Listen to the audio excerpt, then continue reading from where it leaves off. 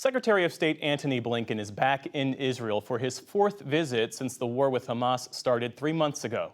It's part of a long regional tour that has Blinken walking an increasingly narrow diplomatic line as he tries to keep the conflict from spreading. William Brangham reports. When he arrived in Israel, the Secretary of State bore a smile but a sharper message. Leaders across the Middle East are demanding an end to the fighting in Gaza and a clearer focus on what comes next. I've just come from a number of countries in the region, Turkey, Greece, Jordan, Qatar, United Arab Emirates, Saudi Arabia, and I want to be able to share some of what I heard from those leaders with the President as well as with the Prime Minister and the Cabinet later today. But in Tel Aviv, Israeli leaders aren't ready to listen to that advice. Defense Secretary Yoav Gallant told Blinken that while military strategies in the north of Gaza have shifted, operations in the south and center of the Strip will intensify. Displaced Gazans in Khan Yunis, desperate to escape the fighting, sent a plea to Blinken for help. My message to the U.S. Secretary of State Antony Blinken: get us back home to northern Gaza, even if to a 10. It's better than here. Nice to see you. Blinken received promises from Middle Eastern leaders for help rebuilding Gaza, but only if an eventual Palestinian state can exist alongside Israel, something Prime Minister Netanyahu has said he will not allow. Israel must stop taking steps that undercut Palestinians' ability to govern themselves effectively. Extremist settler violence carried out with impunity, settlement expansion, demolitions, evictions, all make it harder, not easier, for Israel to achieve lasting peace and security. Defending Israel to the global community has become an increasingly lonely position for the U.S.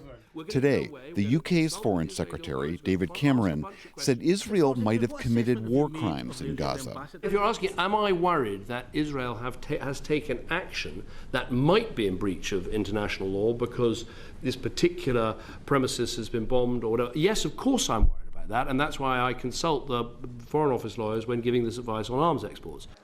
As Israel continues its assault on southern and central Gaza, Palestinians seeking shelter have nowhere left to go. This is the fourth time I have dismantled the tents and moved them.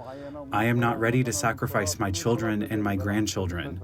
We are leaving. We don't know what awaits us. As fuel supplies dwindle, donkey carts have become one of the only ways Gazans can transport their belongings or their dead.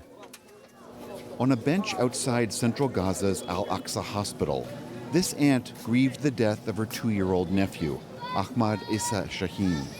The little boy was brought lifeless to the hospital. The rest of her family's fate is unknown. I don't know if my sister or her children or if my father is coming. I'm waiting for them, but he was the only one they brought to the hospital. We found only some skin from my daughter's head and some of her hair. We didn't find anything else. May God rest her soul. She was a top doctor. Dr. Jamal Naeem carried the remains of his dead daughter here. He's lost 3 children, 3 grandchildren, and his mother, all killed in their sleep when their home was bombed. We have no one except Allah. On the day of judgment, we're going to hold the Israelis to account, the Arabs and all the Muslims in front of God, and all those who didn't stand for us. Nearby, another burial for another child. Dr. Mohammed Abu Jayab's sister's home was bombed, killing her 3-year-old son. They say leave Midtown and go to Deir. Then they bomb Deir. Go to Rafah and then they hit Rafah. People don't know where to go and what to do. Hand him to me. I won't cry, his sister promised. But no amount of kisses are enough for a mother's final farewell. For the PBS NewsHour, I'm William Brangham.